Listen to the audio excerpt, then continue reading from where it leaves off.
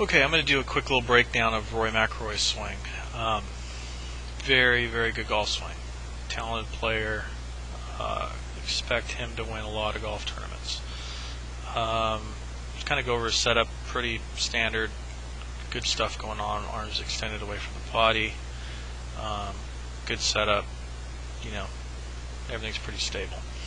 Now, a couple things.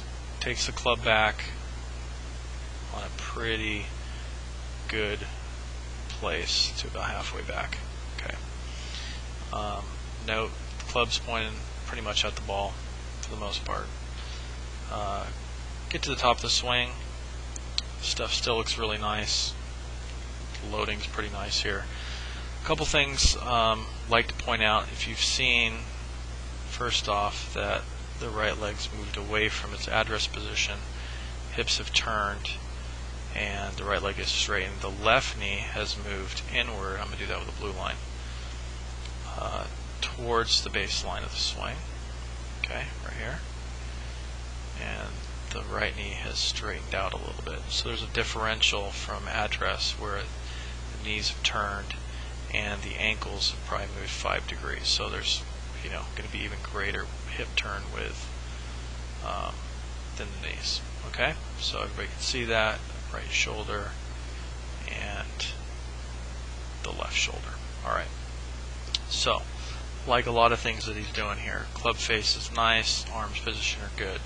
Now when he gets to the very top end of the swing, which is right here, and he starts making his change of direction and his weight starts to go from, probably for him, just probably centered, he makes that transition. I want everybody to notice what his arms do.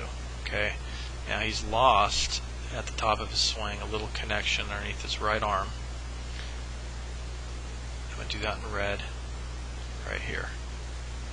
Okay, now as he starts to make that transition, you're going to see some interesting things. So this is a big power move. You see the knees start to square, shoulders stay closed.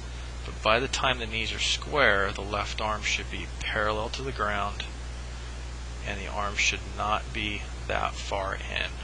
Okay, that's pretty far in. So what starts to happen is you're going to start seeing the hands and arms stay behind him as he starts moving out of the way to hit the ball. Okay, now this is one of the reasons why he hits it far, but it's also one of the reasons why he hits a lot of overdraws and pulls. So now you start seeing the club drop behind him, kind of like Sergio, but Sergio uses a little different upper axis move than Rory does. If you were to see Sergio here, you'd see the left shoulder would be staying lower and the right shoulder would be a lot higher. But in Rory's case, you can see the arms get back behind his right hip, and that club is from the inside quite a few degrees. Now, because of the camera angle and whatnot, it's tough to draw a line from the ball to the heel of the club, but you can definitely see how his body now at this point has to really open up to keep that club from turning over. Alright, so everybody can kind of see that. Now his hands are significantly forward of the ball right before he hits it. Now you can see the right wrist is bent, hands are forward, handle's probably up a couple inches, and his right shoulder and right arm are still bent. Okay, his hips are open. You look at a lot of good ball strikers, their hips are going to be open 40 degrees, 45 degrees. I'd say anywhere from 30 to 45 degrees. And his shoulders are really, really open. Now he's doing this so he can keep moving the right shoulder, and the right elbow, and the right hip through the impact zone. Okay, now I've been told by my sources that Rory hits a lot of balls off the heel, which takes a lot of hook spin off the ball too. As you can see, the club now is swinging longer in a straight line, and the body's actually stopped turning. Okay, so if everybody can kind of see that from the impact position, the right elbow, this stuff all has to straighten out. Okay, which it does. Alright, as he comes around the corner, exiting up past through the right shoulder, or through the left shoulder, excuse me. And then because the club has gotten heavier, because it's gone further and further down the line, the centrifugal force of the pull of the club head is going to pull his body around to its finish.